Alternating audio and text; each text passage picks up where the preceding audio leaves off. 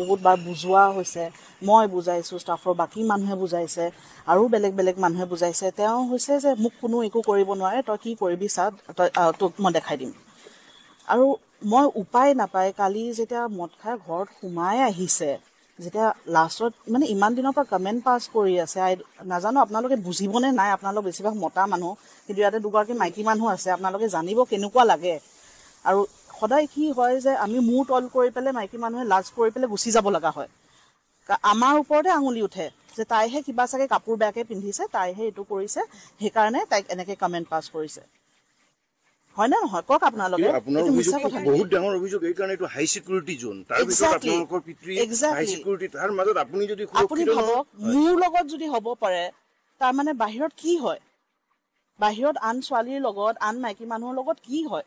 আপোনালোকেইতো report কৰে সেইবিলাক incident. তেওঁতো মতা মানুহ বুলিয়ে সেইটো ছোৱালী মানুহ জোকাটো কি আইন নহয় নেকি, যে ছোৱালী মানুহ জোকাব নোৱাৰে?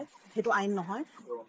আৰু আপুনি মোক একদম প্ৰেক্টিকেলি এটা কথা কওক, কিমান বাৰ আমি মাইকী মানুহ হিচাপে, ছোৱালী মানুহ হিচাপে গৈ পেলাই পুলিচত যেতিয়া কমপ্লেইন কৰোঁ, এজন মানুহে মোক জোকাইছে, কিবা এটা একশ্যন হয়, মই এইটো নকওঁ যে একশ্যন নলয়, 100% একশ্যন লয়।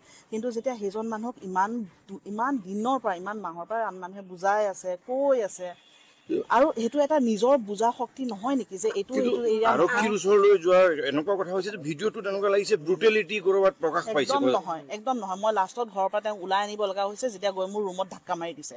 মই কি কৰিম আপোনালোকে কওক, মই কি কৰিম? সেইটো সময়ত কিমান বছৰ ধৰি আছে আৰু এই মই এক্সাক্টলি ইমান ভালকে ব্যৱহাৰটো কিমান দিনৰ পৰা? ব্যৱহাৰটো বহুত দিনৰ পৰাই হৈ আছে, এটলিষ্ট আই থিংক এমাহৰ ওপৰতো হ'বই। কমেণ্ট চমেণ্ট পাছ কৰা, ফটো তোলা, সেইবিলাক কৰা।